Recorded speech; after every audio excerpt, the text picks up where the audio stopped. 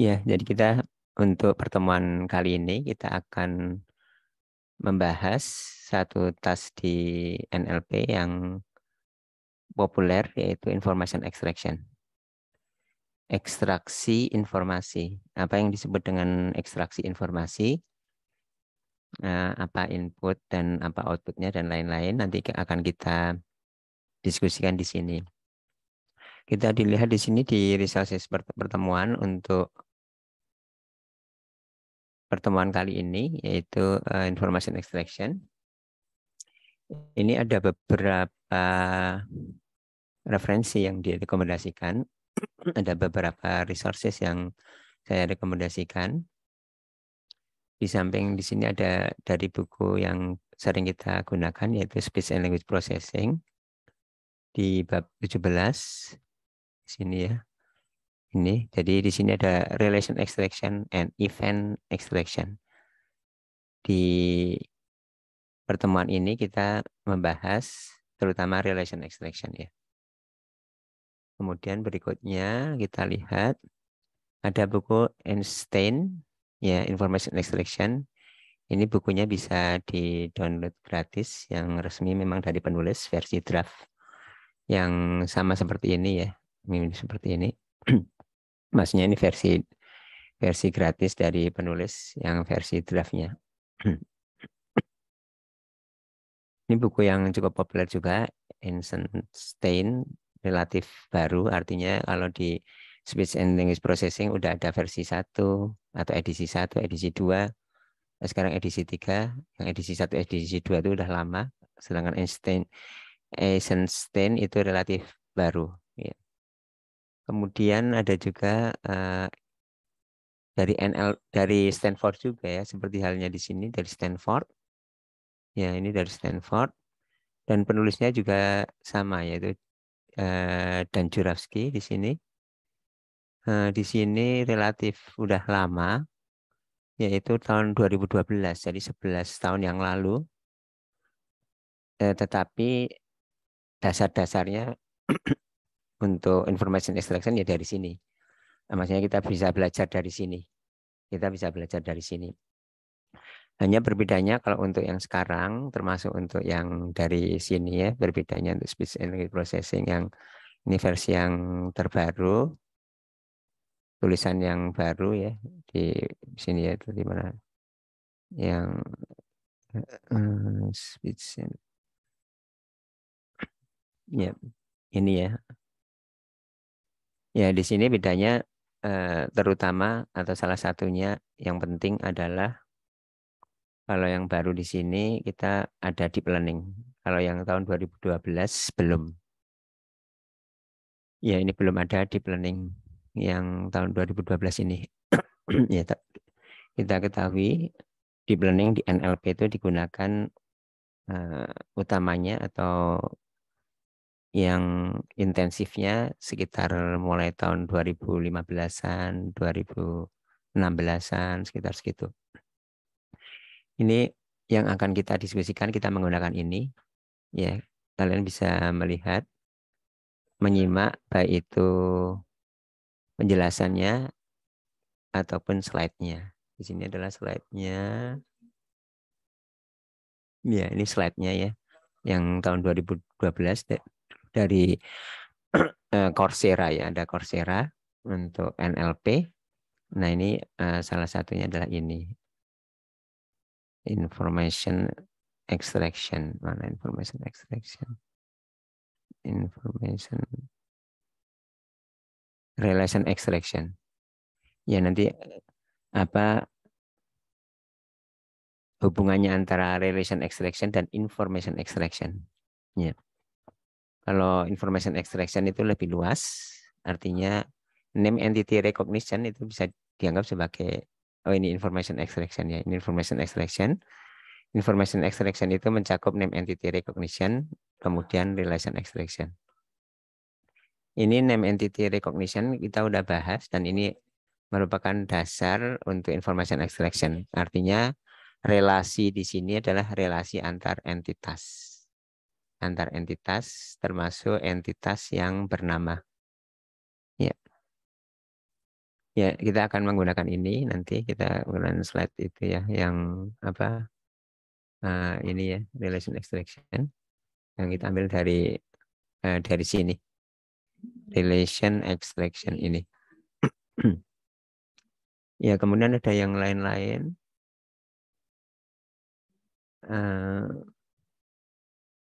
Ada yang lain-lain ya. Kemudian ada dari beberapa yang lain untuk sebagai tambahan kalau diperlukan.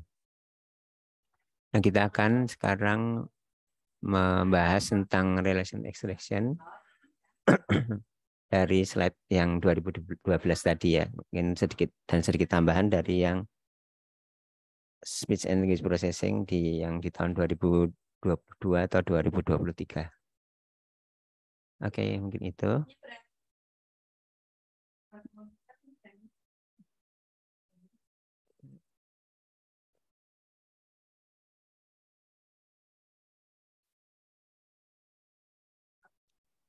Iya, kita mulai ya.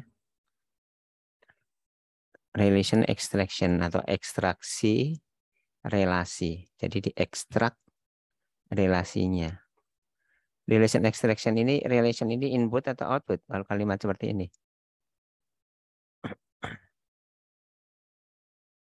Gimana? Ini input atau output kalau relation extraction?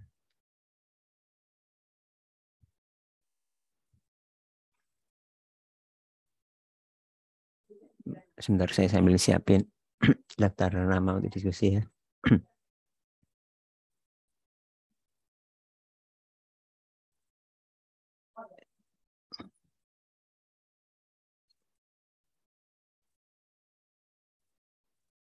Relation extraction, kalimat ekstraksi relasi, relasi itu input atau output?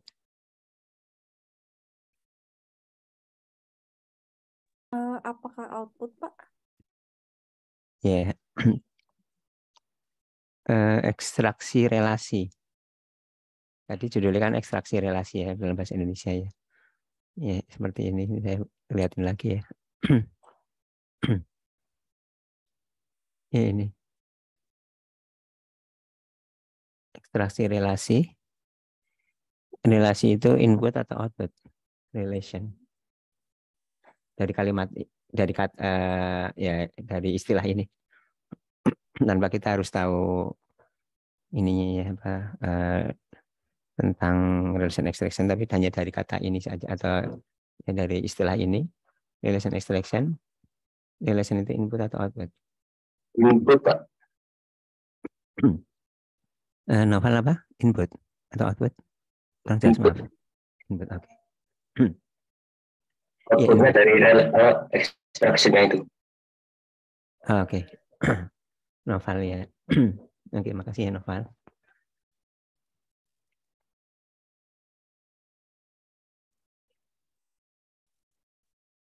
Oke. Saya tulis biar nggak lupa.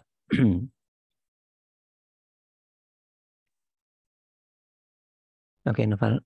Mungkin yang lain ada yang berpendapat inputnya dari ekstraksinya ini tadi ya Novel ya. Yang lain mungkin ada berpendapat sama dengan mungkin ada alasan yang lebih menguatkan atau pendapat yang berbeda.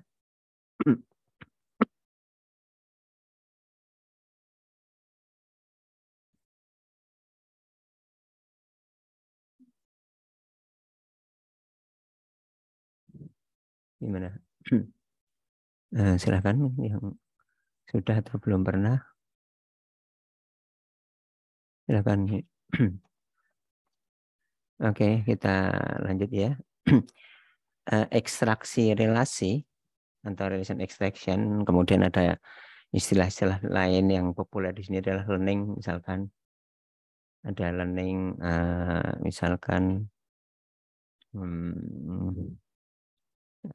misalkan atribut. Waktu itu ada judul yang ininya learning ya, misalkan ini extraction learning, kemudian ya seperti itu ya. Nah kalau di sini dalam hal ini relation itu adalah output ya, jadi bukan input. Jadi output hasilnya itu adalah relasi hasilnya, outputnya.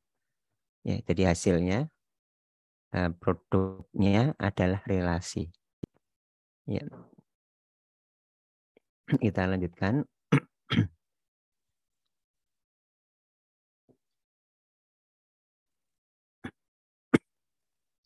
Pertama, apakah itu ekstraksi relasi? Ini ada satu report, ya, satu teks, dokumen pendek. Ini International Business Machine Corporation dalam kurung IBM or the company was incorporated dan seterusnya sampai di sini dan titik-titik selanjutnya mungkin.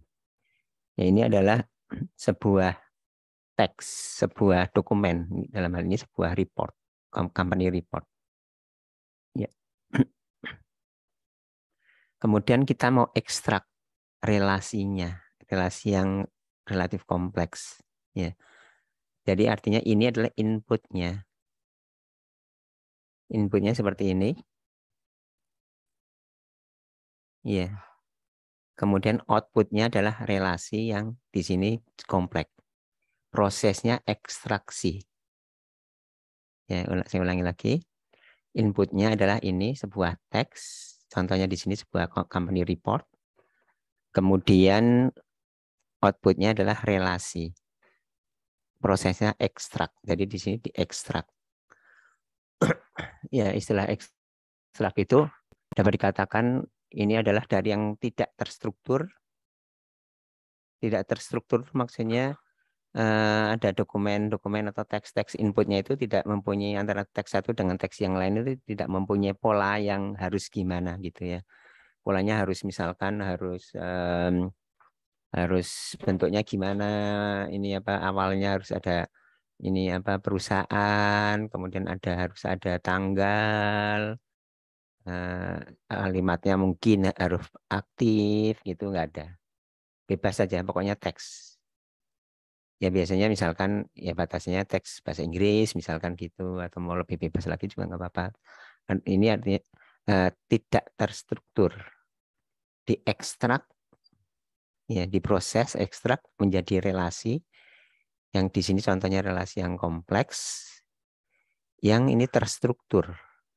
Ini seperti formulir yang judulnya atau hubungan di formulir ini adalah company founding, pendirian perusahaan. Perusahaannya apa? Lokasinya di mana? Tanggal berdirinya kapan? Nama aslinya kalau ada apa? Perusahaan ini IBM. Lokasinya di New York waktu berdiri. Tanggal pendirian kapan? Dulu nama awalnya gini. Mungkin perusahaan yang lain. Namanya ada. Jadi ini terstruktur. Ada namanya yang lain untuk teks yang lain. Ya.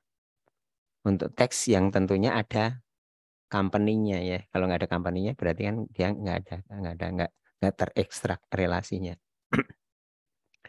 Yang perlu diperhatikan di sini adalah hubungan antar entitas. Ini entitas, entitas, entitas, entitas semua.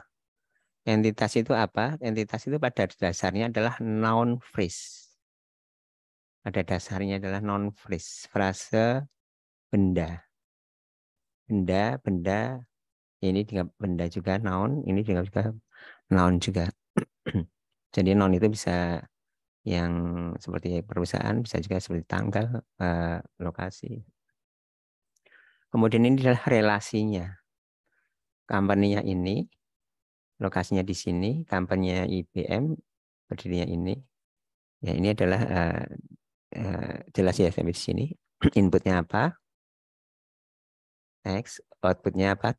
Tidak terstruktur inputnya, outputnya terstruktur berupa relasi antar entitas. Atau kalau ingin lebih sempit lagi bisa aja name entity, entitas bernama. Tapi kalau ingin diperluas bukan hanya bernama saja, nanti bisa saja mungkin bisa apa kita butuhkan tidak hanya name entity tapi entity secara umum. Nah, information extraction, jadi judulnya tadi information extraction atau information extraction di dalam ini relation extraction itu fokusnya biasanya kita yang simple aja. Ini yang kompleks, ini yang simple, yaitu triples. ada 3 pihak, 3 komponen. Yang pertama adalah relasinya, relasi antara ini dan ini. Antara ini dan ini, antara ini dan ini, relasinya adalah ini. Ya, seperti di sini, IBM dengan 1911 ini adalah founding year-nya, antara tahun pendiriannya. Nah, ini adalah tahun lokasinya IBM New York. Jadi dari yang simpel ini, triples, nanti bisa dibuat yang lebih kompleks seperti ini. Gabung-gabungan menjadi kompleks seperti ini. Tapi kalau yang namanya relation extraction, itu biasanya kita berangkatnya dari yang simple, yang triples. Contoh penggunaan relasi triples adalah seperti ini. Stanford, iya, Stanford University. Ini nama yang aslinya atau nama sebelumnya ini Leland Stanford Junior University. Kemudian Stanford sebagai institusi, motonya apa? Ya, moto dalam bahasa Jerman. Stanford University, moto dalam bahasa Inggris, dan seterusnya. Jadi ada istilahnya di Wikipedia ini ada info box. Ya, biasanya ada info box seperti ini, contohnya info box. Ini info box ini contoh ekstraksi relasi. Ya, relasi ini contoh relasi yang terstruktur. Ini diambil dari mana? Diambil dari sini yang tidak terstruktur. Artinya motonya diambil dari mana? Ini Stanford. Ini diambil dari mana sih motonya? Di sini cari. Kemudian nama aslinya di mana sih? Cari. Kemudian moto dalam bahasa Inggrisnya apa? Di sini mencari gitu. Jadi yang perlu diketahui adalah ini, ya, relasi ini semuanya diambil dari sini.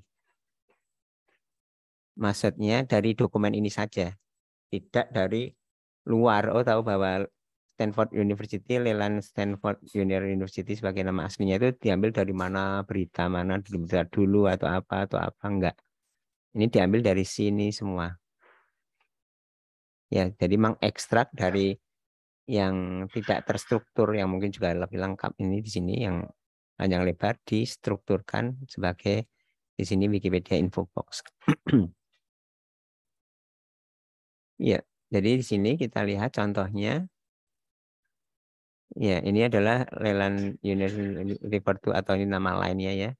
Nama lainnya bahwa Stanford University, nama lainnya adalah Leland Stanford Junior University atau Stanford adalah private research university. Nah, mungkin research university di sini ada located in, ini adalah located-nya di lokasi di mana, misalkan founded tahun berapa, didirikan tahun berapa, dan seterusnya. Ya. Ya, jadi input dan outputnya ini dari inputnya udah tertentu ya, di sini udah ada, bukan ngambil dari yang lain-lain. Ya, jadi bisa dibuat misalkan seperti ini. Dari inputnya sini Wikipedia, outputnya Wikipedia info box. Mengapa perlu? Ya, karena kita salah satunya adalah memerlukan apa yang disebut dengan knowledge base. Knowledge base yang terstruktur membuat ini apa data-data, informasi knowledge base tambah lagi karena itu dibutuhkan untuk beberapa aplikasi, dan ini karena udah terstruktur jadi memudahkan aplikasi yang di atasnya. Ada aplikasi ini apa aplikasi NLP yang di atasnya ambilnya dari yang terstruktur aja, lebih enak misalkan gitu. Kalau udah ada di situ, udah dicarikan. Jadi seperti misalkan question answering, kapan Universitas Stanford didirikan, ya nggak usah nyari lagi dari Wikipedia yang tidak terstruktur, teks yang tidak terstruktur, tapi ambil aja dari info box yang memang udah diekstrak menggunakan relation extraction. Ya, atau juga menambah dari knowledge base yang ada. Dan knowledge base itu ada Net Thesaurus, kemudian Freebase, DBpedia, dan lain-lain. Ini contoh question answering yang misalkan question answering itu banyak mengandung relasi, ya. Dalam banyak jenis atau pertanyaan itu mengandung relasi seperti ini misalkan. Ini ada pertanyaannya, question answering. Ini pertanyaannya. Dalam pertanyaan ini, cucu dari siapa yang membintangi film ET? Ya, ini kan sebenarnya ada relasi-relasi. Siapa yang membintangi film ET? Apakah ini aktor? Ya, ini orang ini aktor, ini dan ini ya, ini relasinya apa? Entitas-entitasnya ini relasinya.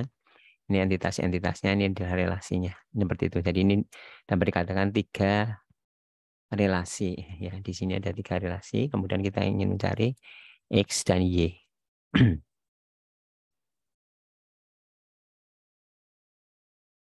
Ya, relasi apa saja yang mesti kita ekstrak. Nah, di sini relasi itu kalau yang di beberapa aplikasi ya, di beberapa keperluan itu udah kita tentukan dulu, kita udah definisikan dulu. Misalkan contohnya ini. Ya, misalkan ini kita udah tentukan dulu. Ini adalah relasi. Relasinya ada beberapa kelompok, person sosial, physical, general affiliation, part, whole, kemudian organization affiliation, artifact. Seperti itu ya, bisa udah didefinisikan dulu. Ya, kalau kita udah tahu ya kita definisikan dulu relasinya. Relasinya kita udah definisikan dulu. Ya, seperti klasifikasi, kelasnya udah didefinisikan dulu, ini udah didefinisikan dulu. Meskipun nanti di belakang, ya kalau ada kebutuhan yang mungkin yang relasi belum ada di sini bisa dimasukkan ya, atau nanti kemudian dikenali. Tapi di sini untuk dasarnya dan banyak permasalahan yang diperlukan, relasinya itu udah ada. Relasinya itu udah ditentukan, udah didefinisikan, dan ini contoh bagaimana ini atau dengan pengelompokan ya. Jadi di sini ada 17 relasi, 1, 2, 3, 4, 5 dan seterusnya 17.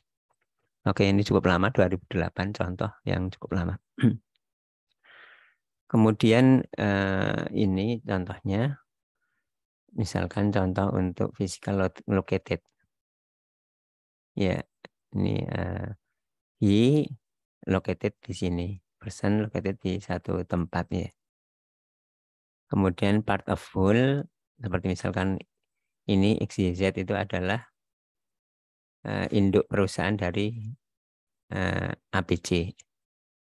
Ininya, perusahaan namanya ABC. Kemudian person social family, seperti misalkan ini adalah istrinya ini. Person dengan person. Jadi ini sekali lagi ya, ini kita relasi antar entitas. Relasi antar entitas, atau kalau lebih spesifik lagi entitas bernama, yang entitas bernama itu udah punya jenisnya. Ini jenis-jenis dari entitas. Contoh lagi relasi adalah ini. Organisasi, founder, person, organisasi ya. Jadi pendirinya, perusahaannya, organisasinya. Ini contoh seperti itu. Kemudian yang lain lagi, ini ada sebuah sistem yang lain lagi untuk medis ya. Untuk medis di sini ya.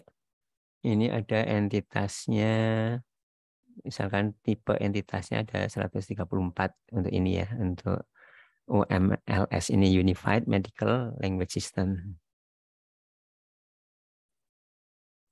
Ini ada 134 entitas sudah ini kan ya, diidentifikasikan, dan sudah diidentifikasikan 54 relasi. Ya, ini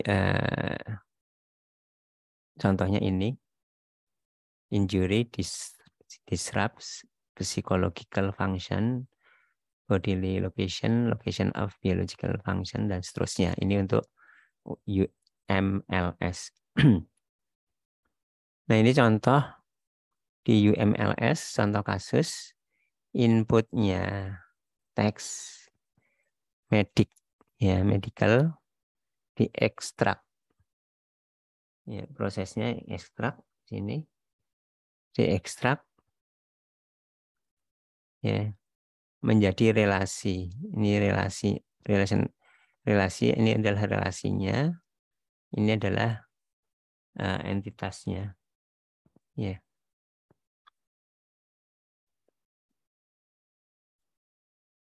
Ini yang tadi ya. Ini Wikipedia Infobox yang tadi. Ya, ini adalah contoh infobox-nya. Ada tipenya untuk Stanford University. Ini adalah relasinya Stanford dengan ini entitas Stanford University dengan entitas ini, Stanford University dengan entitas ini, entitas Stanford University dengan entitas ini, Stanford University dengan entitas ini, dan seterusnya. Semuanya ini adalah relasinya. Kita lihat entitas itu bisa berupa ini juga ya, jumlah mahasiswanya, ya, ya dan lain-lain. Ya, kemudian ini adalah knowledge base yang Wikibox tadi ya, database relasi yang ya ini salah satu cara penulisannya adalah seperti ini. Yang kemudian ada aplikasi atau tas-tas lain dari NLP yang bisa menggunakan ini dengan lebih efektif, lebih efisien daripada langsung misalkan ke Wikipedia teksnya. Kalau di sini memang udah ada di relasi di sini.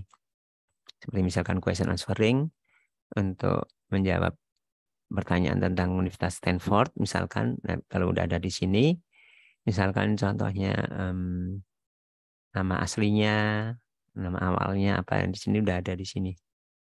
Ya. Ya.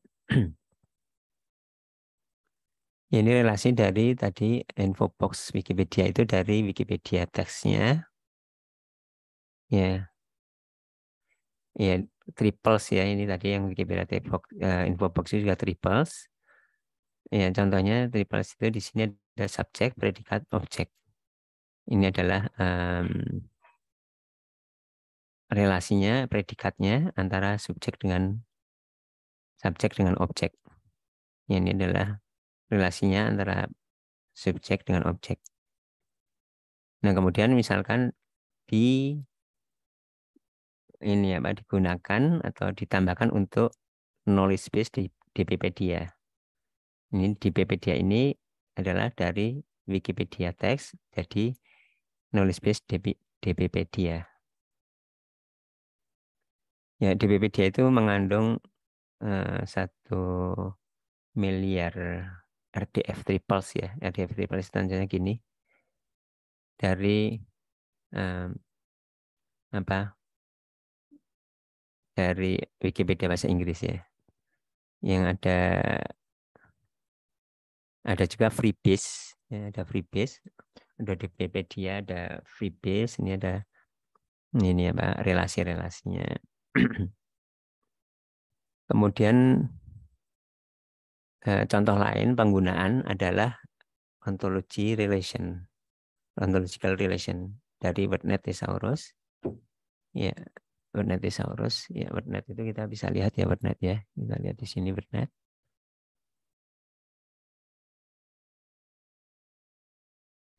Ya. WordNet.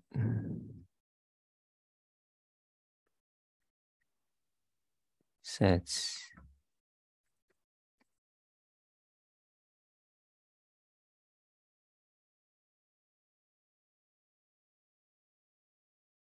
Dan ini adalah bagaimana menggunakan WordNet ini dari aplikasi yang web untuk searching ya, WordNet Search. Contohnya misalkan table atau contohnya misalkan ini aja, misalkan contohnya horse. Ya, contohnya ini adalah kuda.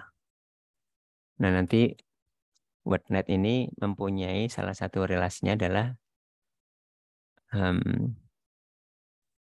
ini apa sinonim. Jadi ini kuda jenisnya noun ada, horse yang jenisnya verb juga ada, hostnya verb. Ya, kalau verb untuk contohnya ini, contoh aplikasinya, contoh kata kalimatnya. Ya, kemudian ininya, contoh relasinya adalah ini sinonimnya. Untuk sense yang berbeda, horse untuk sense yang berbeda macam-macam, horse sense 1 dan horse sense 2. Kemudian misalkan horse untuk sense 1, yaitu horse itu yang merupakan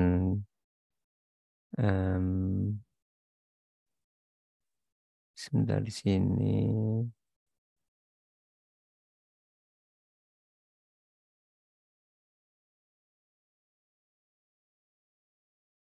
Ya, misalkan contohnya di sini, kalau di sini pengertian di sini horse itu adalah ini ya, solid hoof herbivorous.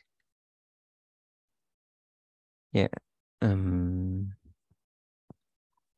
kemudian di sini misalkan kita lihat untuk pengertian di sini, klik sense di sini ya,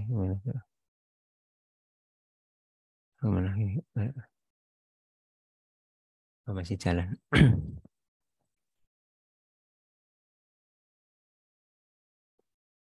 Ya, ini kemudian misalkan hypernimnya. Hypernimnya itu adalah ininya. Atasnya is a apa? Seperti misalkan car is a vehicle misalkan. Nah, ini adalah horse itu is a ini. Ini bukan kuda, mamalia juga ya. Ya seperti itu ya. Ya, jadi kita balik lagi ke sini.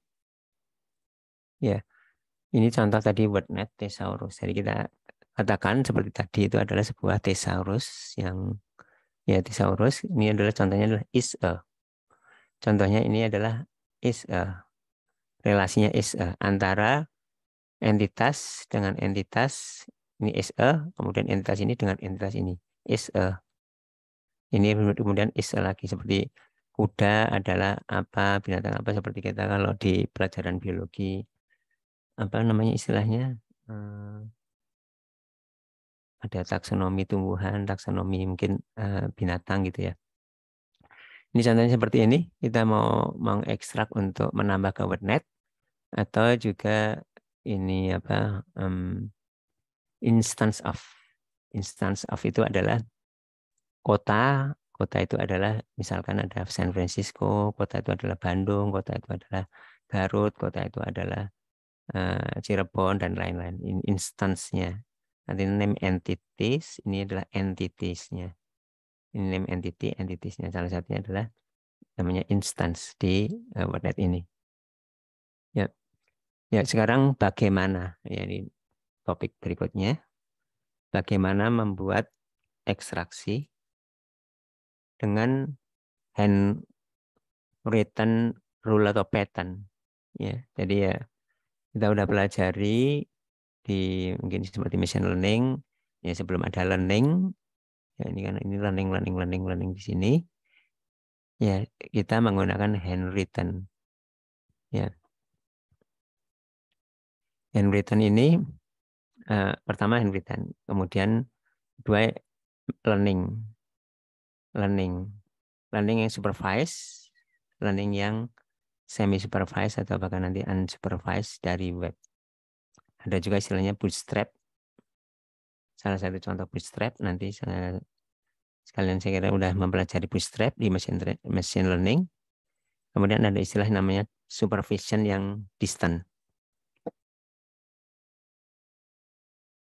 Oke. Ya ini what is tadi udah. Kemudian sekarang bagaimana mengekstrak. Jadi apa relation extraction, mengapa perlu relation extraction, sekarang bagaimana ekstraksi itu, bagaimana proses ekstraksi. Proses ekstraksi tadi bisa secara dengan orang, ini buat pattern-nya, kemudian dengan learning. Oke, sekarang ini yang menggunakan pattern. Ya, ini tahun udah lama. Ya, contoh ini intuisi dasar. Agar, mungkin kita agar-agar gitu ya. Agar-agar adalah sebuah substansi ya, sebelah apa ya, yang di prepare from a mixture of red algae, alga merah, atau ya alga merah, kemudian seperti gelidium untuk keperluan industri atau laboratorium. Apakah gelidium? Gimana, silakan, mungkin ada yang jawab dari ini saja ya, tidak dari yang lain-lain, dari sini saja. Tidak kalian mungkin udah tahu atau kalian bisa lihat di googling yang lain, ada banyak informasi, tapi namanya relation extraction ini adalah inputnya ini, kemudian atau pengetahuannya dari sini saja. Gelidium itu apa?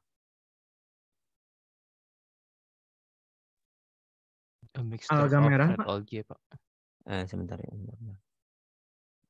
Siapa Mak barusan tadi? Siapa dan siapa? Dua orang. Hanifan, Pak. Oke. Hanifan dengan siapa tadi? Alif, Pak. Oke.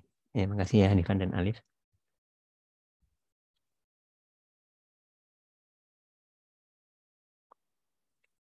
Maaf, biar nggak lupa saya tulis ya.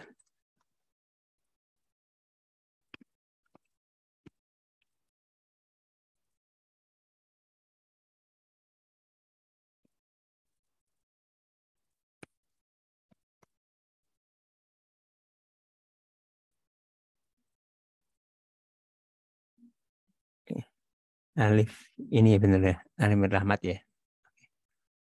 Iya, Pak. Oke. Iya. Tahunya gimana? Gelidium itu adalah apa tadi, red alga ya? Gimana? Alif mungkin gimana? Gelidium tahunya gimana? Bahwa gelidium itu adalah jawabannya tadi red alga ya.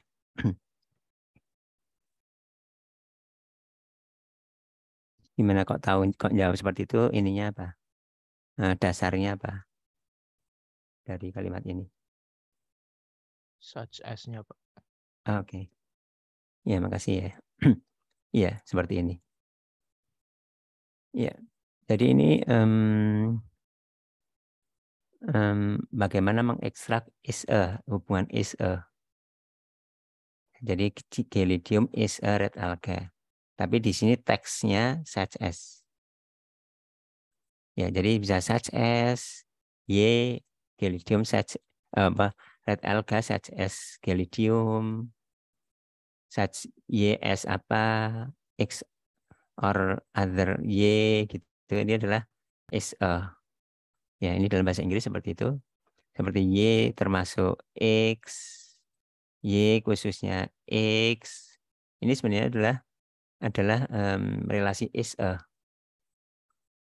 Tetapi mempunyai variasi-variasi atau pola-pola penulisan yang macam-macam seperti ini. Ya, tidak terbatas ini tentunya ya. Tidak terbatas ini, tapi contohnya adalah ini. Ya.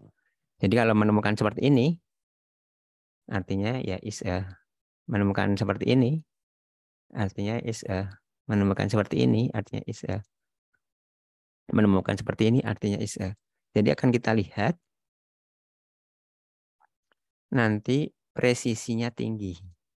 Presisinya tinggi itu artinya kalau kita nebak bahwa ini adalah yang kalimat ini, di sini ada kalimat seperti ini adalah is a, benar.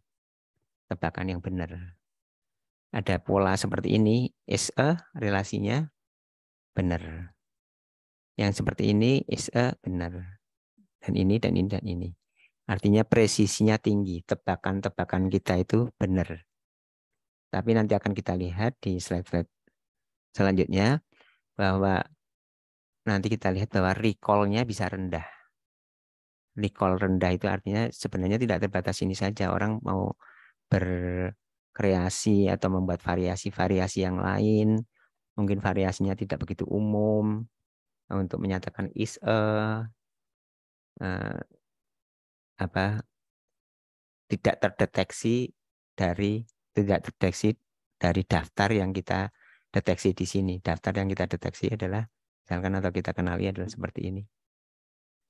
Ya. Jadi ini adalah pola-pola yang dari ini Hertz, ini orang salah satu tokoh NLP ya, untuk mengekstrak relasi is a. Jadi pola-polanya adalah ini tadi ya. Contohnya adalah ini, contohnya and other. Contohnya or other, such as yang tadi.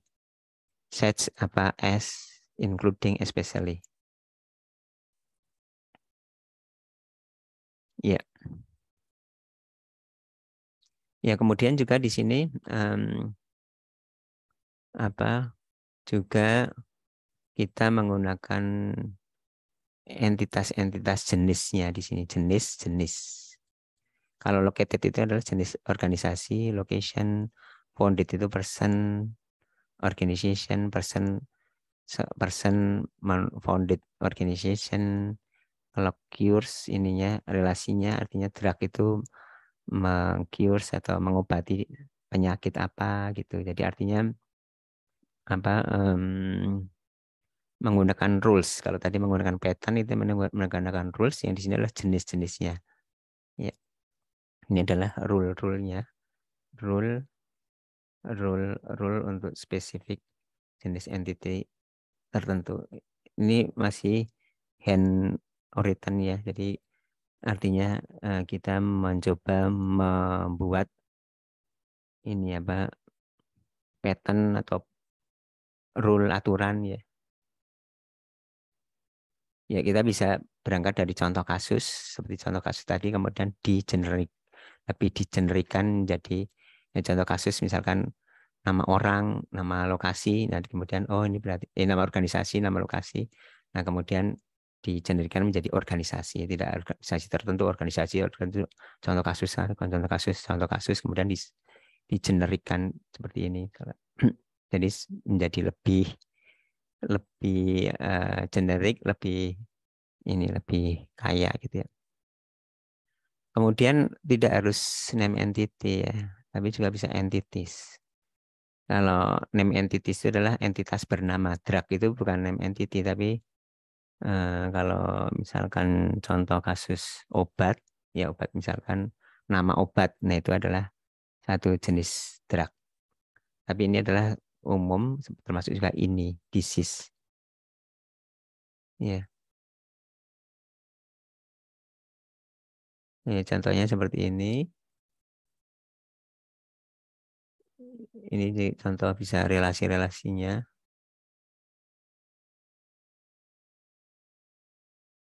Ya, kemudian ini contoh yang lain. Relasi-relasinya. Ini kalau ini ya apa? Oh ya, ini contoh relasi-relasinya yang artinya bisa membuat rule yang seperti ini, rule yang gini juga bisa. Rule jadi ada relasi-relasi, beberapa relasi. Ya, kita lanjutkan. Di sini contohnya person, organization. Ini relasinya posisi. Person, organization ini adalah posisi. Ya. Ya, kemudian di sini juga ada yang lain. Ada ini relasi-relasi yang lain ya. Ini relasinya antara entitas dan entitas. Atau dengan seperti ini, ada entity person, position, personnya 2 person, jadi seperti ada rule atau pattern seperti ini. Ya, ini contoh yang lain. Ya, ini human build pattern untuk relation. Jadi hand build namanya, bukan human ya, hand build pattern for relation. Jadi kita membuat pattern pola-pola dari rule untuk relasi. Plusnya presisinya tinggi, kemudian bisa diubah-ubah untuk domain yang lain, tadi kesehatan atau medik, kemudian yang lain. Kemudian di sini low recall. Low recall, gimana mungkin kita diskusi sebentar untuk precision recall yang satu pengukuran yang sering dipakai ya, antara precision dan recall. Kemudian juga mengapa di sini high precision, low recall, seperti yang tadi saya sampaikan. Ya, apa yang disebut dengan presisi?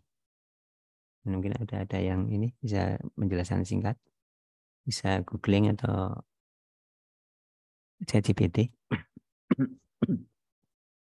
Mungkin contoh sederhana saja. Contoh yang ini atau yang lain. Jadi pola, Pak. sebentar. Ya, Fadel. Gimana? Pengenalan pola, Pak. Oke. Ya, pengenalan pola ya. Ya. Pertanyaan saya tadi sebenarnya precision. Apa yang disebut dengan presisi dan recall? Pengenalan konteksnya, Pak. Pengenalan konteks ya. Konteks dari relasinya gitu, Pak. Oke. Iya. Kalau presisi itu, Pak, tingkat ketepatan. Sedangkan untuk recall adalah ukuran dari kemampuan model, Pak. Iya, makasih ada Desa dan Fadel ya. Ya, mungkin ada lagi precision dan recall, kemudian mungkin kita diskusi sebentar untuk contoh kasus information extraction.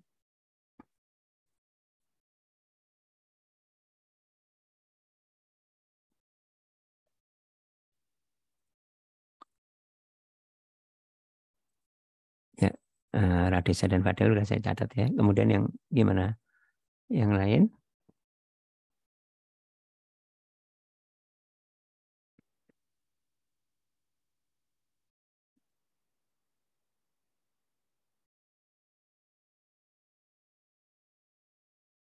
Gimana? Recall precision suatu hal yang sangat populer termasuk untuk NLP.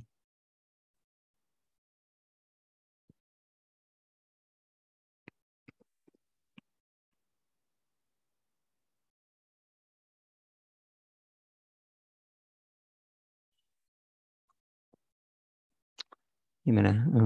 Yang lain gimana? Bisa googling.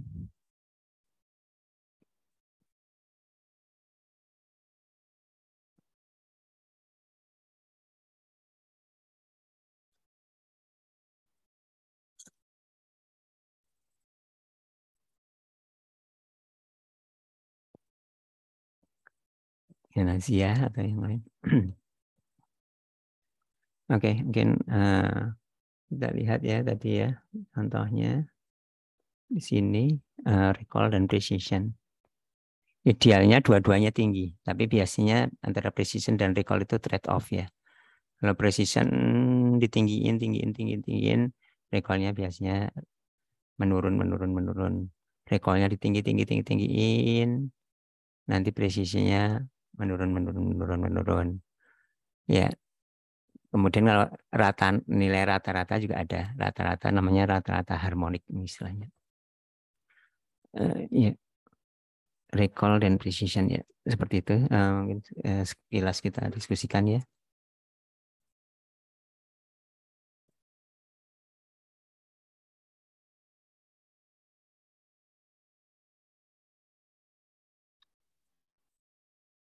Ya, sekilas kita diskusikan dengan termasuk coret-coret ini.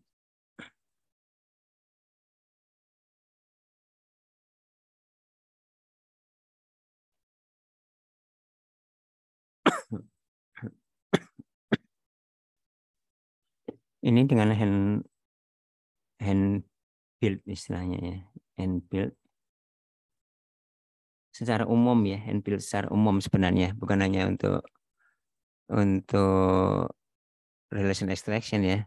Ini hand build pattern, hand build rule atau apa istilahnya ya. Pattern atau hand build rule itu biasanya presisinya tinggi,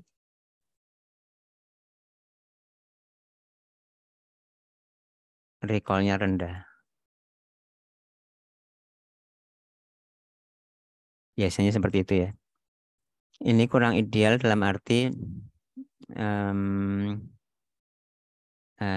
harusnya dua-duanya relatif tinggi. Artinya ini mungkin turun sedikit, tapi ini naiknya bisa lebih banyak gitu ya. Kemudian ada rata-rata namanya F1, sehingga yang diukur adalah biasanya adalah rata-ratanya.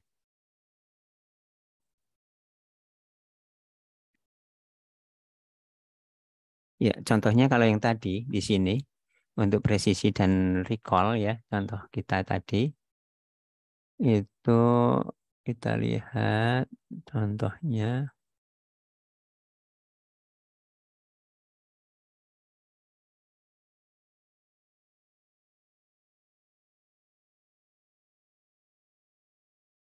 Ya, contohnya mungkin ini ya.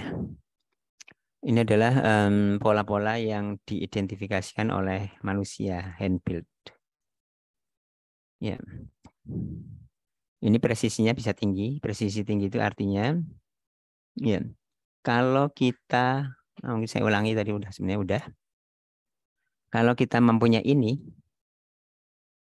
ya, kalau kita mempunyai pattern ini, kemudian kalimat-kalimat atau teks-teks yang mengandung ini and other, X itu adalah entitas, khususnya entitas bernama, dan Y adalah entitas bernama, ya, maka ini benar adalah is a, benar is a.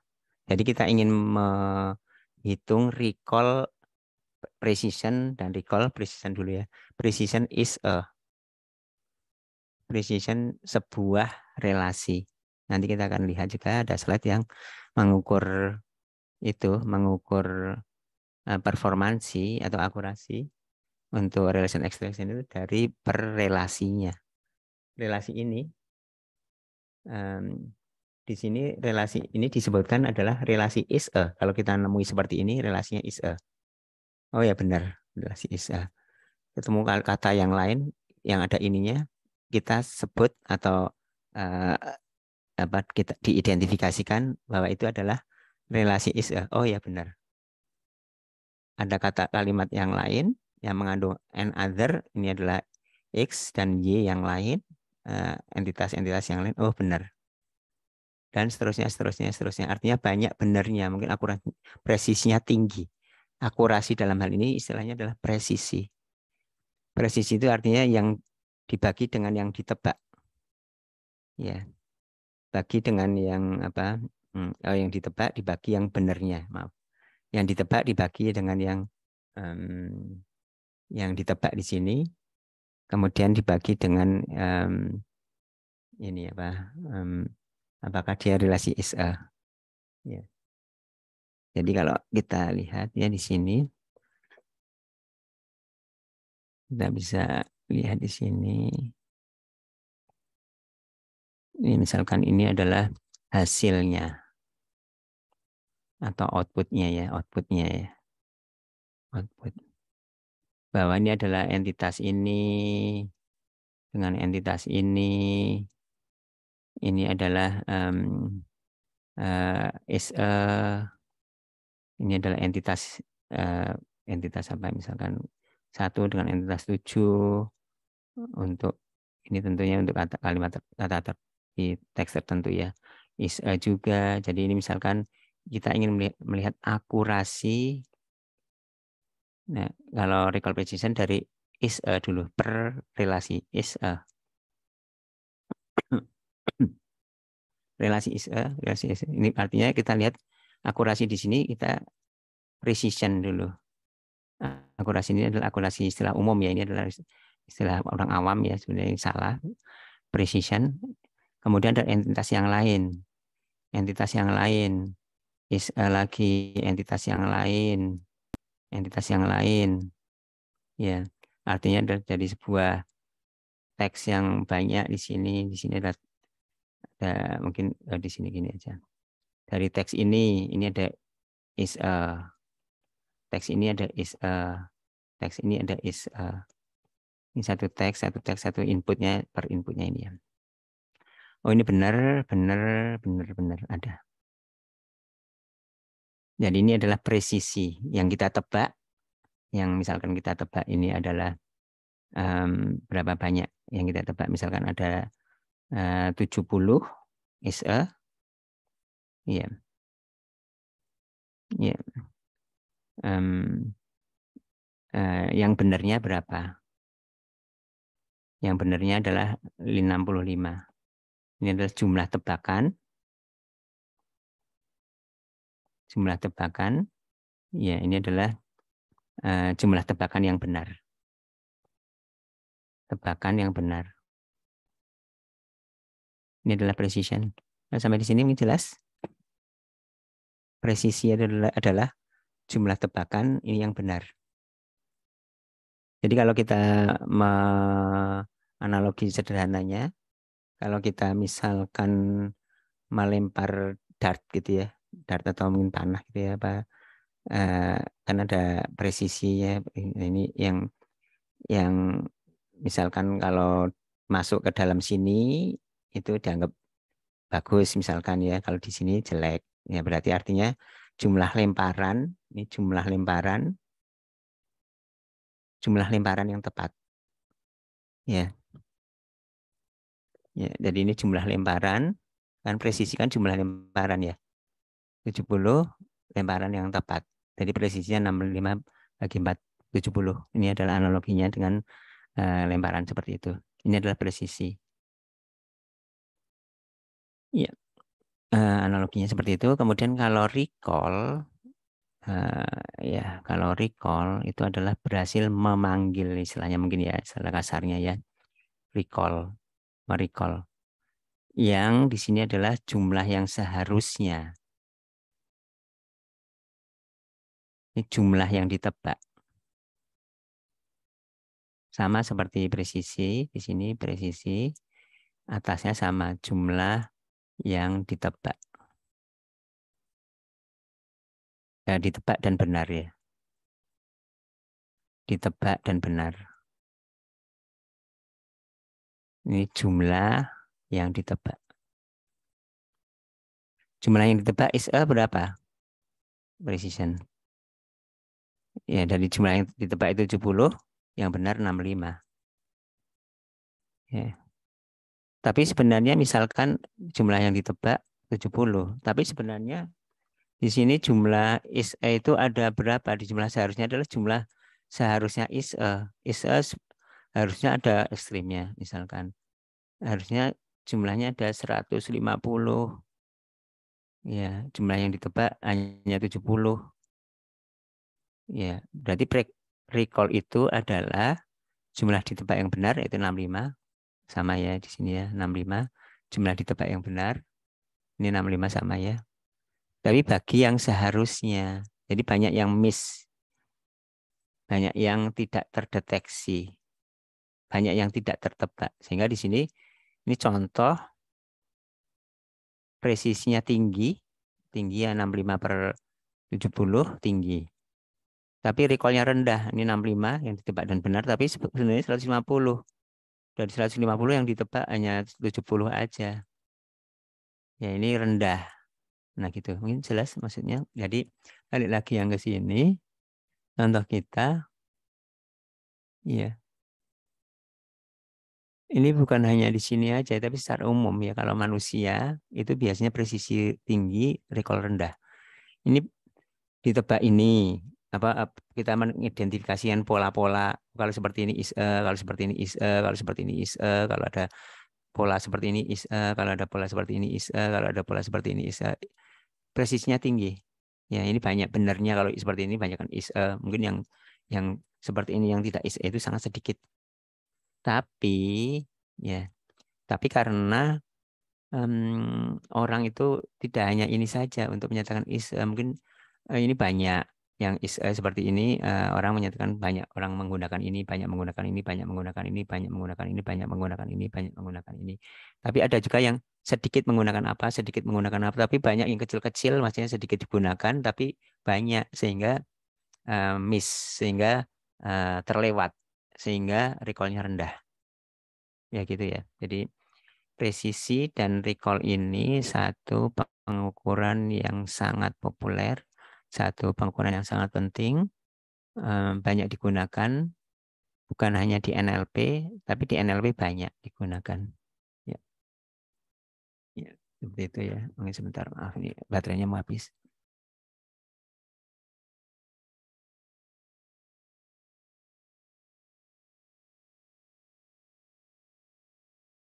Oke.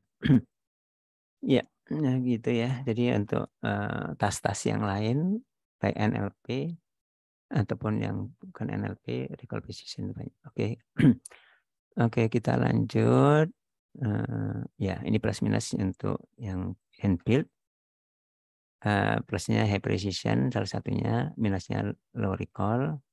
Kemudian ya possible pattern-nya kan tadi banyak ya, yang mungkin kecil tadi yang terlewat sehingga bisa menyebabkan low recall. Ya, ya harus melihat lagi, harus ya ini juga kelemahannya banyak orang harus cost orang ya. Kita ingin yang lebih bagus lagi ya. Jadi bukan hanya presisi tinggi tapi recall-nya juga ingin tinggi, meskipun presisinya mungkin jadi berkurang kalau menggunakan yang learning otomatis ya. Nah sekarang learning supervise. Ya, ini learning supervise, kita ingin mengekstrak, ya kita menggunakan sehimpunan relasi, memilih sehimpunan relasi untuk diekstrak. Kemudian kita memilih sehimpunan name entity yang relevan dengan relasinya. Kemudian kita melabeli. Ya, ini secara tradisional untuk supervise adalah kita melabelin relasi. Melabelin entitas relasinya apa. Kita pilih korpusnya yang representatif dari sisi jumlahnya, dari sisi korpusnya itu sendiri, jenisnya atau ya korpusnya, kemudian dilabelin entitas dan relasinya, kemudian dipecah menjadi training set, development set, dan test set ya. Ya ini saya kira kita sudah bahas juga ya, training, development, dan test. Ya. Idealnya adalah ada training, development, dan test ya. Idealnya ada development, artinya dalam proses pembangunan ini adalah untuk tuning, ini untuk tuning, ini kemudian baru untuk tes ya. Ya seperti analoginya belajar, materi untuk belajar, kemudian ini masih TO, tryout, belajar lagi, tryout lagi, belajar lagi, tryout lagi, belajar lagi, tryout lagi, belajar lagi, tryout lagi, belajar lagi, tryout lagi, ujian, ya, yang menentukan nilainya ini adalah ujian, bukan tryout-nya. Ya, kemudian dilakukan proses training atau learning menggunakan di sini dan diiterasi dengan itu tadi, iterasi di development. Kemudian untuk di supervise ini bisa kita menggunakan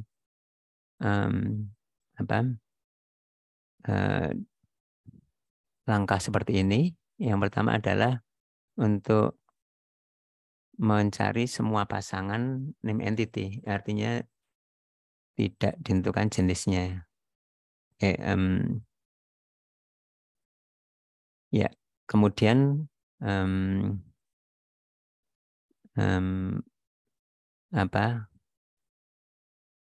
relasinya ya, ini ada relasinya. Kemudian diklasifikasinya. Jadi pertama name entitasnya dulu, kemudian relasinya tanpa jenis, ini tanpa jenis, kemudian ini tentukan nanti diklasifikasikan jenisnya, apakah jenis relasinya. Yang penting ada relasinya dulu, nah kemudian baru di ini jenisnya. Mengapa perlu extra step? Yaitu extra step itu maksudnya gini ya tadi ya, mungkin saya back dulu ya. Nah di sini atau back dulu ya, back dulu ya. Nah di sini,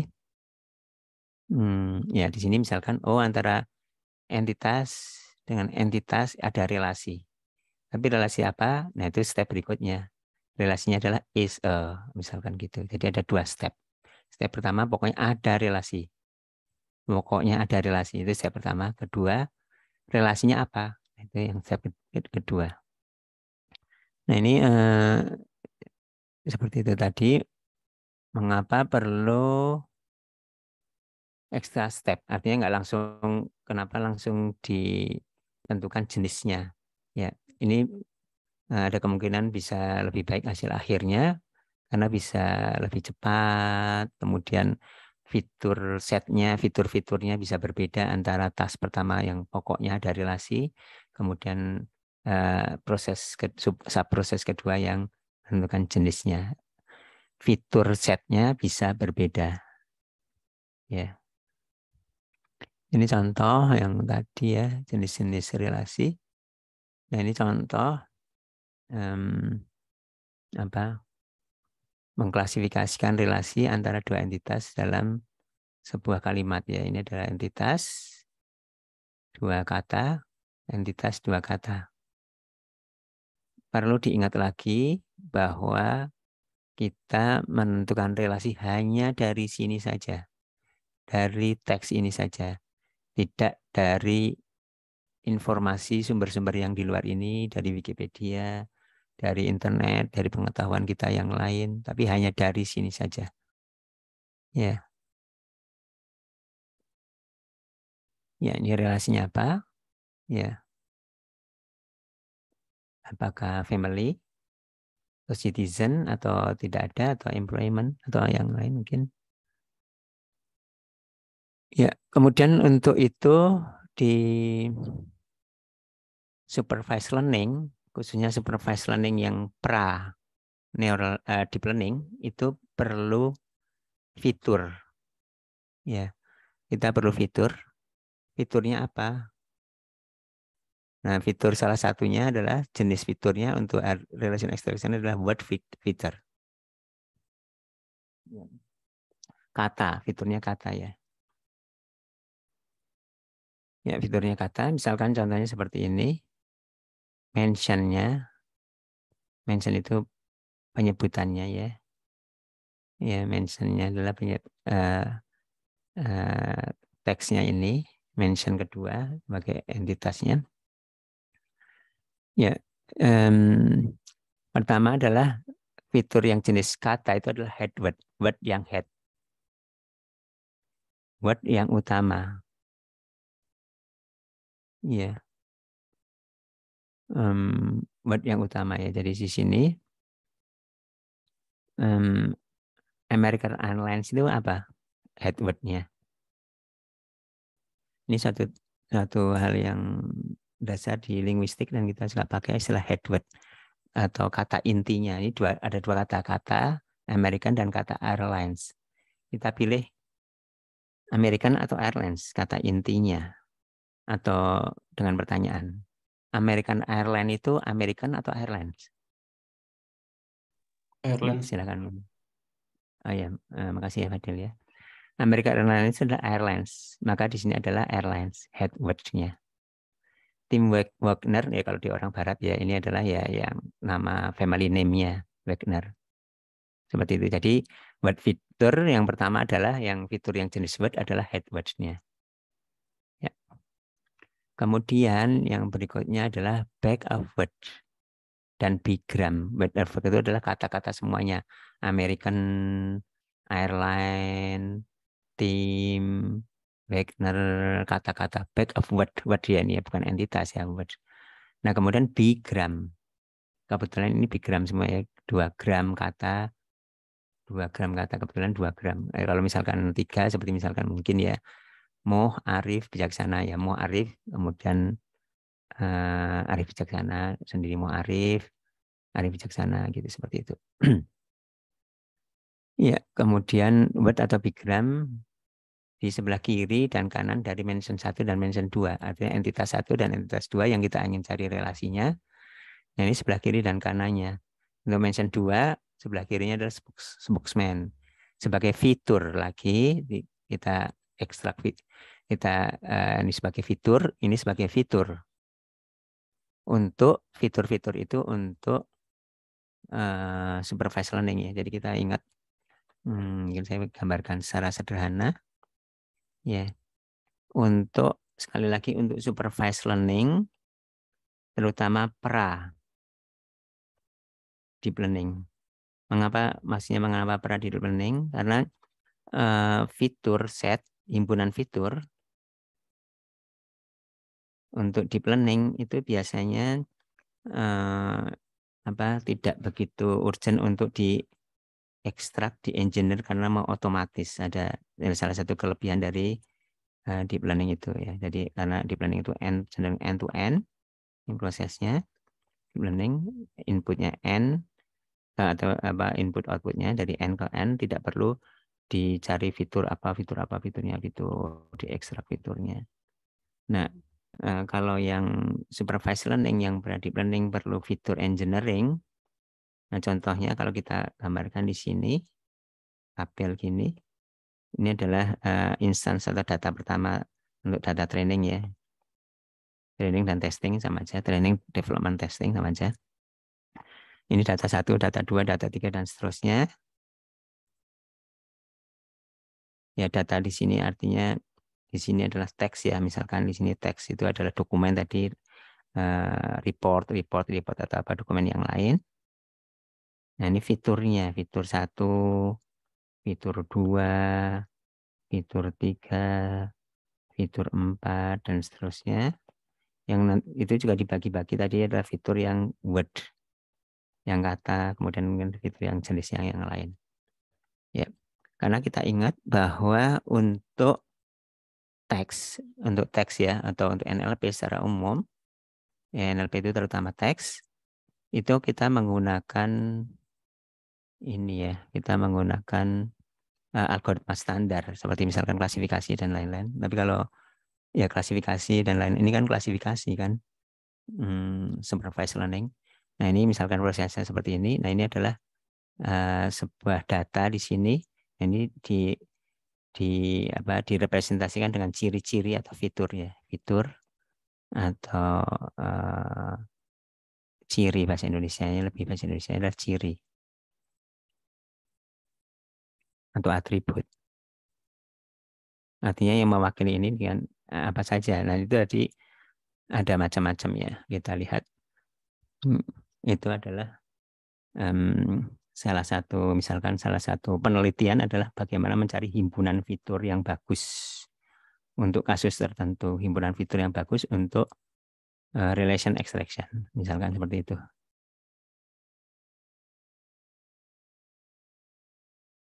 Kita lanjutkan. Ya, ini contoh himpunan yang bagus apa sih? Himpunan fitur yang bagus adalah word fitur, jenis-jenis adalah head word, back of word, dan bigram. Word atau bigram yang posisi sebelah kiri dan kanan dari mention 1 dan mention 2, yaitu entitas 1 dan entitas 2 yang kita mencari relasinya. Dan lain-lain, termasuk back of word dan bigram yang di antara dua ini. Ya, di antara dua mention. Nah, ini fitur yang lain lagi. Kita masih mencari fitur-fitur yang kita anggap bagus, penelitian cari fitur yang bagus. Ini adalah fitur yang lain lagi, tipenya, name entity tipenya. Ya, ini untuk ini adalah M1 adalah organization, ini adalah entitas sama entitas, organisasi, entitas yang lain person. Kemudian juga concatenate-nya. Jadi ini juga concatenate-nya. Jadi kalau kita balik lagi yang tadi, fiturnya itu adalah ini fiturnya ya. Ini adalah fitur, himpunan fitur. Jadi ada name entity types-nya di sini. Name entity types untuk M1. M1 tipenya apa? Tipe person atau apa? M2 tipenya apa? Nah, kemudian di sini concatenate-nya. Ya sebenarnya ini kan ini ya apa? Sebenarnya turunan gitu ya, tapi itu adalah salah satu jenis yang bisa membantu.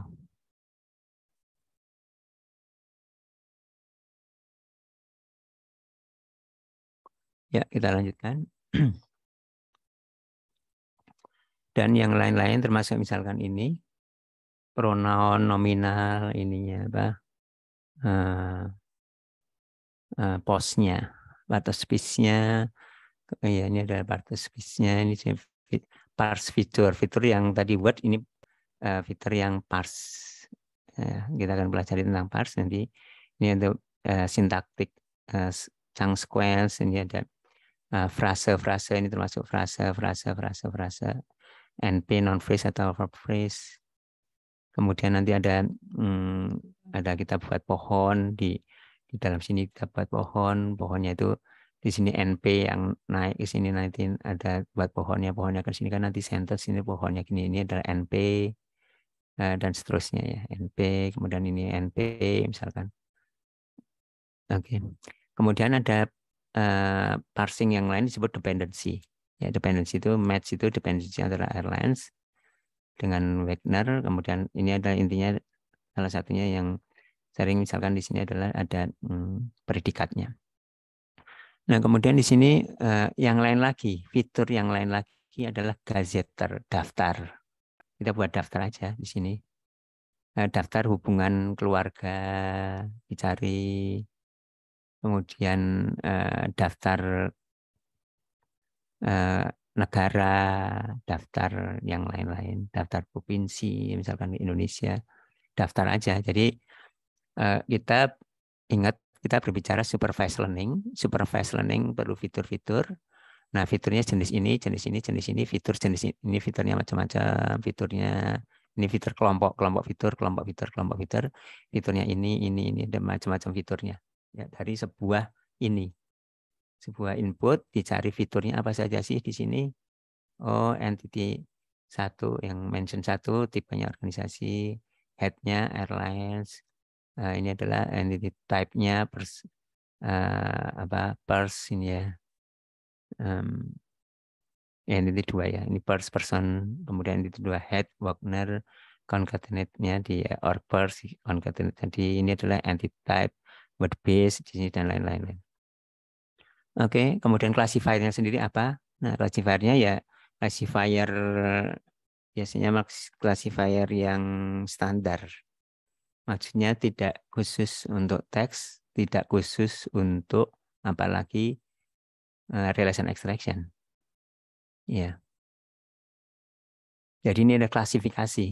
Klasifikasi hanya kasusnya adalah relasi, ekstraksi relasi. Ya. Itu bedanya dengan deep learning seperti tadi. Salah satu perbedaan penting adalah kita tidak perlu banyak memikirkan jenis fiturnya ya.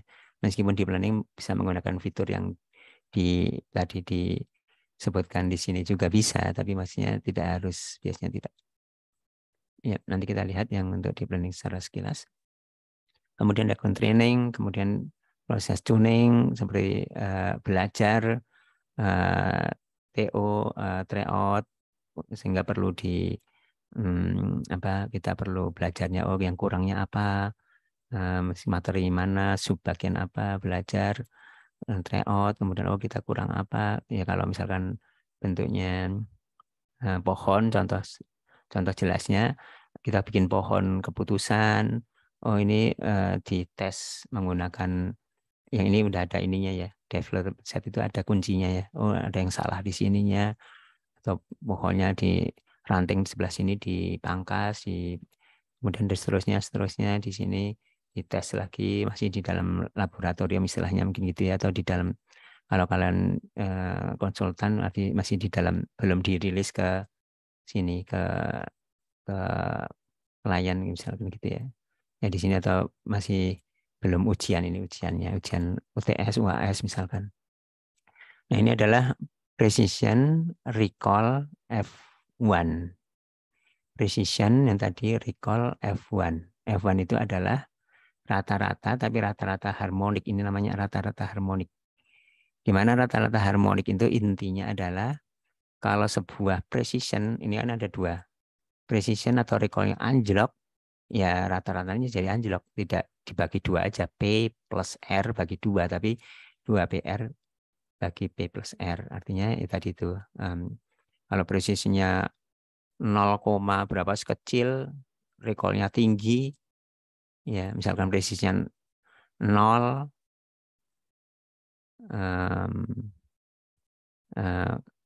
contoh ini contoh ekstrimnya yang mungkin nggak tahu kejadian atau enggak, 0 sampai atau misalnya 10 dengan 90, rata-ratanya bukan 50, tapi lebih dekat ke 10-nya, di bawah 50.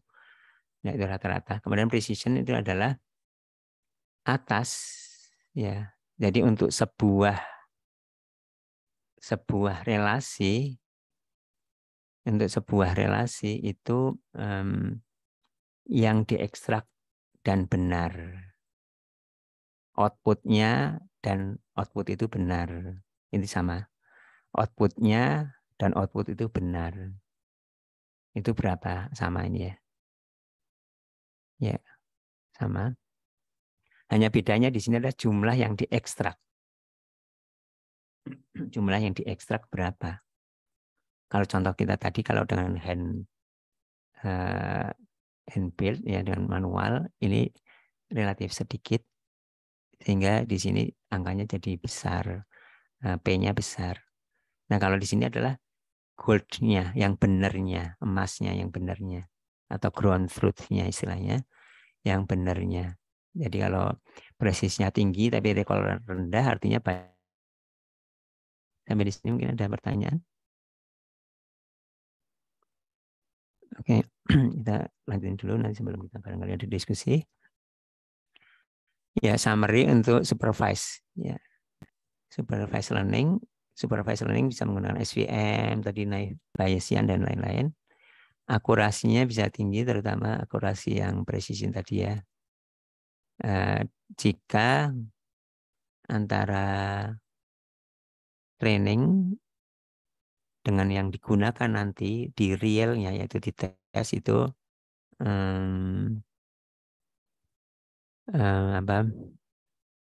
atau ini mirip ya, ini jadi antara belajarnya dengan yang ujiannya itu mirip. Plusnya ya, kalau mirip bisa tinggi presisinya. Ya, kemudian kelemahannya melabelin itu suatu hal yang melelahkan dan lain-lain ya. Ini real ya, jadi kalau ini ya, misalkan contohnya katakanlah bahasa daerah, bahasa Sunda, bahasa Bugis, bahasa Jawa, bahasa Bali misalkan gitu ya. Itu sejauh yang saya tahu biasanya kan sedikit ininya dilabelinnya. Labelin pos saja relatif sedikit ya, part of speech, apalagi pelabelan untuk relasi-relasi. Ya, itu masih sedikit. Kemudian mau melabelin itu kenyataannya, ya ini ekspensif itu bukan kenyataannya. Kenyataannya karena sedikit sehingga kurang berkembang dibandingkan dengan bahasa Inggris yang pelabelannya udah banyak. Kenyataannya seperti itu karena memang ekspensif. Ekspensif itu maksudnya dari sisi waktunya, dari sisi orangnya harus yang kalau kualitasnya tinggi untuk melabelin, ya dia harus dibayar. Mau nyari hibah lebih agak susah karena ngelabelin aja nyari hibah, misalkan hibahnya nggak diterima misalkan gitu ya. Ya, kemudian supervised learning itu ini cukup spesifik, rapuh, tidak bisa generik untuk beberapa genre yang berbeda, untuk teks-teks yang berbeda, untuk tadi khusus informatika, misalkan paper-paper informatika dari relation extraction-nya, kemudian digunakan untuk yang selain informatika, sama-sama misalkan sama-sama masih teknik, misalkan gitu, nah itu bisa turun ininya, performansinya. Ya, itu adalah yang supervised learning, kemudian semi-supervised, ya, dan unsupervised. Nah, sampai di sini mungkin kita akan diskusi sebentar. Dari sisi realnya, dari sisi dunia real, mana yang lebih dikendaki atau dikendaki atau lebih ideal, lebih dikendaki, lebih disukai antara supervised atau semi supervised. Mana yang lebih disukai, supervised atau semi supervised dari sisi real, bukan dari sisi performansi, tapi dari sisi misalkan perusahaan atau institusi, misalkan katakanlah misalkan gini, misalkan kan ada satu orang IT, orang konsultan IT, Pak, saya akan membangunkan aplikasi, bisa supervise, bisa semi supervise, atau bahkan unsupervised. Meskipun supervised dan semi supervised, tapi performansinya nanti nggak jauh beda, Pak. Nah, itu biasanya perusahaan itu lebih senang yang mana? Performansinya hampir sama, misalkan lebih senang supervised atau semi supervised atau unsupervised?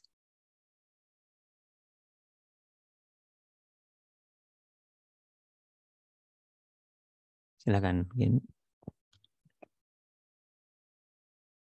secara umum untuk teks atau bukan teks, ya termasuk teks. Silakan yang belum. Untuk sekarang yang belum, gimana?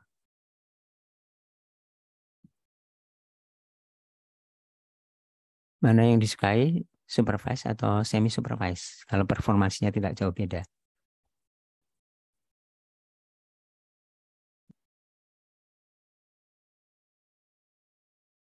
Ibrahim, gimana menurut Ibrahim? Tinggal milih aja. Gimana Ibrahim? Ibrahim Muhammad?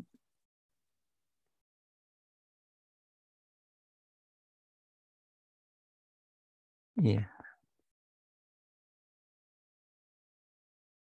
Supervise sama unsupervised, kenapa tadi, Pak? Iya. Jadi ini ada supervise, ada supervise. Sebentar, saya tulis saja. Ya. Jadi kalau misalnya ya, sambil lihat di layar ya, ada supervised learning, ada semi supervised learning atau unsupervised learning. Ya, misalnya katakanlah kalian sebagai konsultan atau developer untuk membuat aplikasi learning ke sebuah perusahaan, kalian menawarkan, bisa supervised learning, bisa semi supervised learning, bisa unsupervised learning, dan performansinya tidak jauh beda. Nah, perusahaan itu kemungkinan dia milih yang mana? Yang supervised atau semi supervised atau unsupervised? Yang supervised, Pak. Oke. Ya, makasih ya Ibrahim. Saya tulis dulu.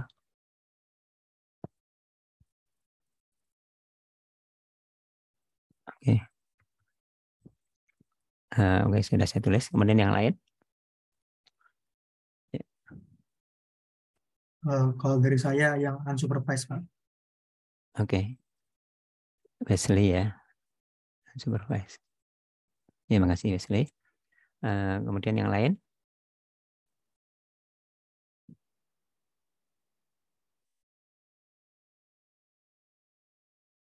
Azam nggak ada. Saya semi Mas? supervised. Oh, oke. Oke, Mas ya. Iya, Saya Pak. mau bilang Mas benar. Ya, oke. Semi supervised ya. Oke. Mungkin boleh 1-2 yang lain.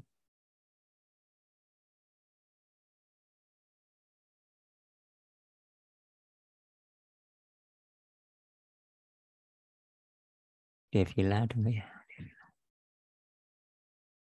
Oh, nggak ada.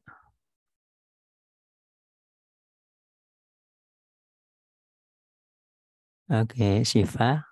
Oke, Siva semi supervised ya. Oke. Siva semi supervised. Saya tulis dulu. Siva.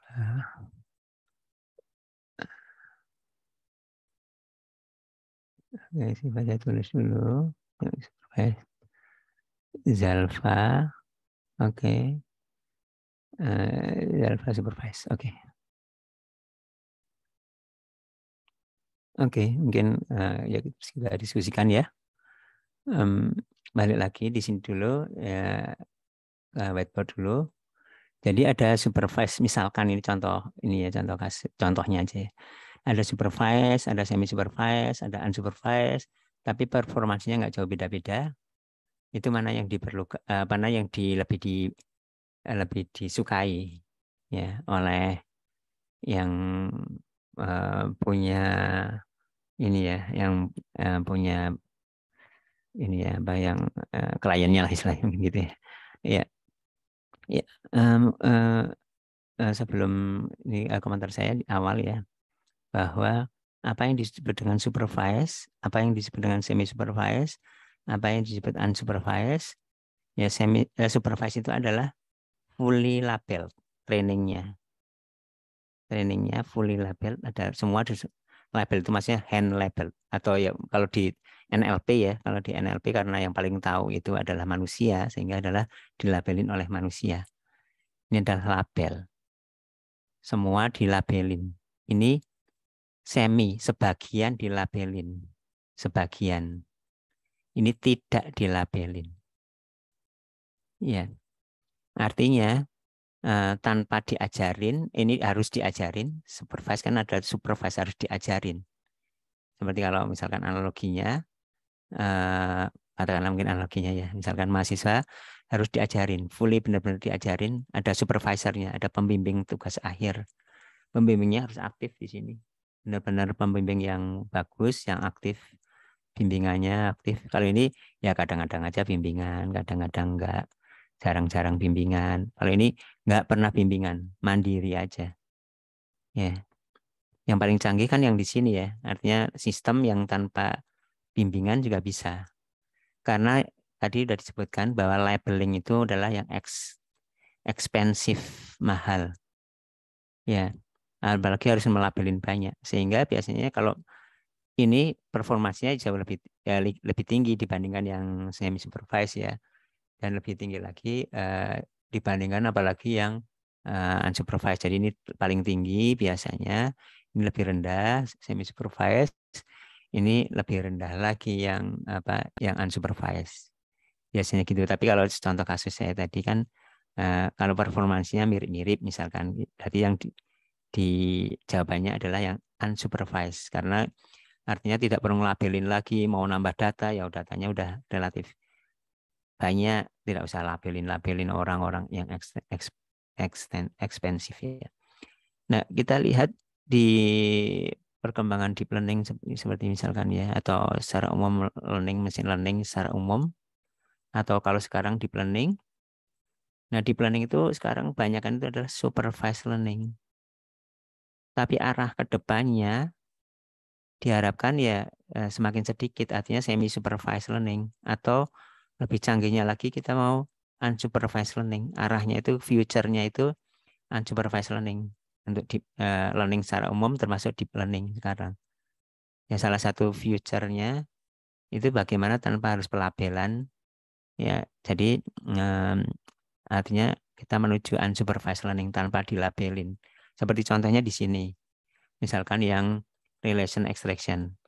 Data trainingnya ya atau nggak usah dilabelin, pokoknya ada berita aja, ini udah disuruh belajar sendiri ininya aplikasinya, seperti itu ya. Ya, jadi sekarang kita lihat di sini Kita lanjutkan.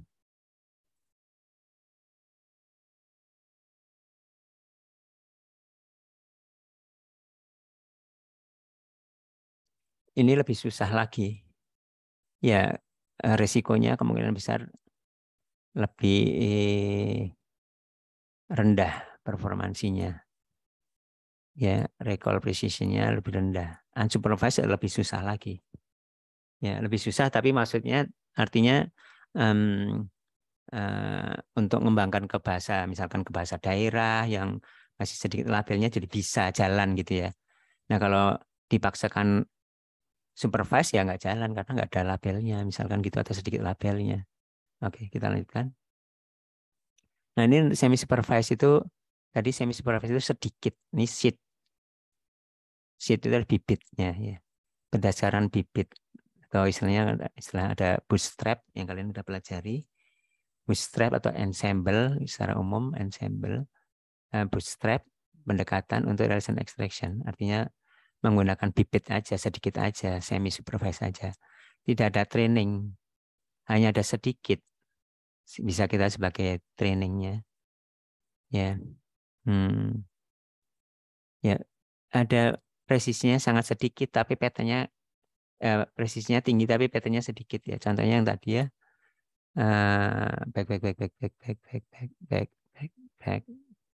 back ini. Misalkan tadi kita contoh punyanya cuma sedikit. Ya. Punyanya sedikit aja. Nah, seperti ini kita punya sedikit aja, mungkin 2 atau apa, sedikit.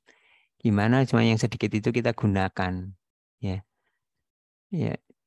Ya, kita punya sedikit tapi bagaimana sedikit itu kita gunakan. Ini next. Nah, ini. Kita gunakan. Presisinya tinggi tapi cuma sedikit, artinya presisinya tinggi banget tapi recall-nya anjlok-anjlokan gitu ya, anjlok banget nih ya. Nah, kemudian bagaimana kita menggunakan seed bibit yang sedikit itu, yaitu dengan cara dipopulate relasinya, belajar dari yang sedikit, kemudian data training yang belum ada labelnya dilabelin dengan data yang sedikit, belajar dari sini, dipopulate, ditambah, ya. Jadi dari yang sedikit tadi, ya kemudian dicari kalimat-kalimat yang lain yang mempunyai pairs yang sama seperti yang di sheet ini, pasangan antara entitas 1 dan entitas 2, kemudian dicari konteksnya, dibuat generalisasinya, dan kemudian mempopulate, menambah jumlah relasi-relasi untuk data training. Ya, contohnya seperti ini. Nah, ini adalah sheet tuple-nya, ini dan ini sheet. Ya, seperti ini misalkan. Ini buried nih ya, buried X is buried in Y. Jadi ini kita mempunyai seperti ini, kasus seperti ini. Mark Twain dikuburkan di Elmira. Ya. Nah, kemudian di sini kita cari Mark Twain Elmira. Oh, ini buried. Mark Twain Elmira grave. The grave of ini. Jadi pola ini jadi ketahuan karena ini ada Mark Twain Elmira di tempat lain, ya. Tempat lain, teks lain ada Mark Twain Elmira. Oh, ini final resting. Ini adalah Mark Twain Elmira. Orang lain nulis dengan cara seperti ini, Nah, kemudian digunakan pola-pola yang ini digunakan juga bukan hanya untuk Mark Twain Elmira, tapi untuk yang lain juga. Seperti itu ya. Jadi nambah lagi data trainingnya, nambah lagi. Jadi melabelinya secara seperti ini ya, secara tidak manual secara penuh. Misalkan sheet-nya seperti ini. Dari author Isaac Asimov dengan bukunya. Bukunya apa? Ini ada, kita cuma punya 5 sheet ini. 5 data ini untuk ini apa, relasi ini. Nah, kemudian dicari antara ini dengan ini. Isaac ini dengan apa? Seperti itu ya. Kemudian dicari. Kemudian ada by, was, by, is, one of, around a times, one of, most, dan lain-lain. Dan seterusnya dibuat semakin generik, ditambah polanya, kemudian ditambah instansnya, data-data trainingnya. Oke, dan seterusnya, ya seperti itu intinya.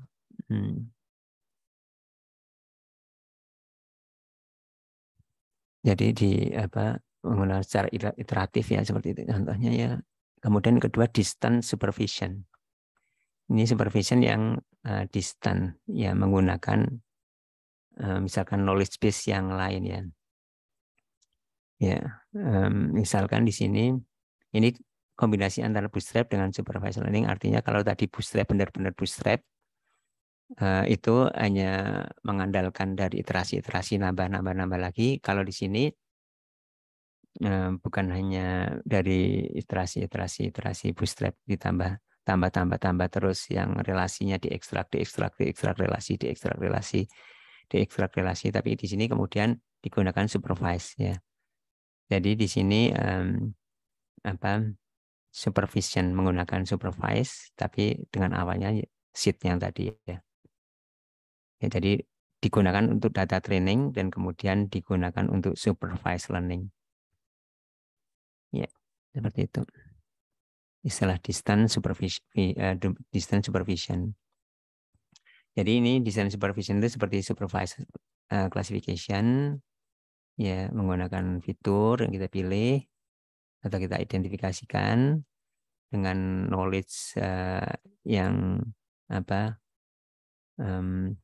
awalnya menggunakan ini, misalkan hand created, kemudian menggunakan supervised learning ya, tidak hanya mengiterasi berdasarkan pattern aja.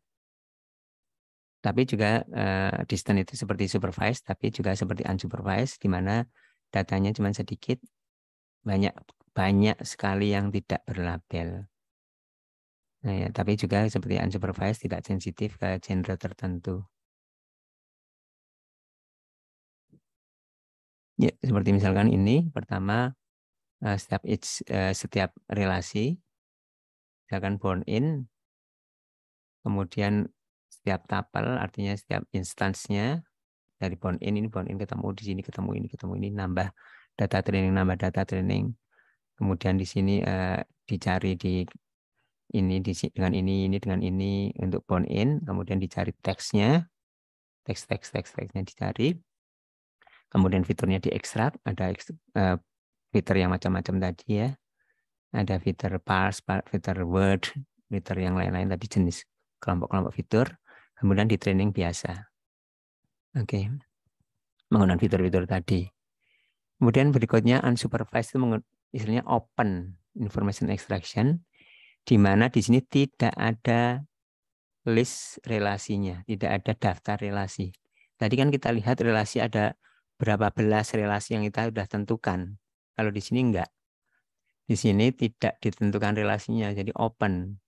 Ya. Ya, open di sini ya. Di sini open ininya, open istilahnya open information extraction, lebih susah lagi, artinya tidak ditentukan ini daftar relasinya. Mungkin ada relasi yang lain yang di luar ini yang kita belum tahu. Ya, cobalah cari sendiri secara otomatis itu ya, dari web, misalkan dari web. Ya, di sini menggunakan ya tempat intinya adalah seperti itu ya. Ya, di sini intinya adalah seperti itu. Ya, salah satu intinya di sini adalah mengekstrak antar NP, non-freeze dan non-freeze, diekstrak, kemudian dicari relasinya, ya, kemudian dilihat apakah itu mempunyai ketepatan yang tinggi atau tidak, kemudian di ranking ya, di ranking, kemudian dari ya redundansinya, intinya adalah seperti itu. Kemudian di sini mengukurnya intinya dengan precision yang caping, kira-kira aja, sampling precision. Recall nggak bisa karena kita nggak tahu seberapa banyak ada relasi itu. Relasi itu seberapa banyak nggak tahu. Sehingga recall nggak bisa dicari, precision juga nggak bisa dicari sebenarnya, tapi di sampling aja. Pakai tandanya tapping ini. Dengan sampling aja, ini sampling. Oke, ya, idealnya adalah seperti itu, bisa open ya. Oke, mungkin udah sampai di situ, mungkin ada kita diskusikan, ada komentar, pertanyaan. Maaf tadi ada yang kurang di sini yang belum saya tulis ya. Alfa Najmi.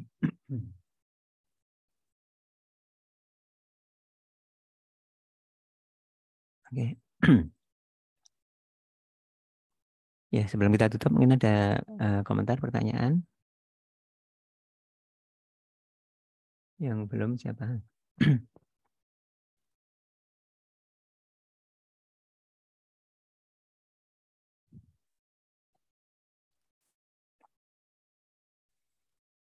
Oke, kalau nggak ada, ya kita tutup aja ya. Itu adalah tentang information extraction, khususnya relation extraction. Ya, terima kasih semua. Kita tutup untuk pertemuan ini. Izin saya end meeting untuk semuanya. Ya, terima kasih. Terima kasih, Pak. Selamat pagi ya. Sehat Selamat. selalu. Ya, makasih sama-sama.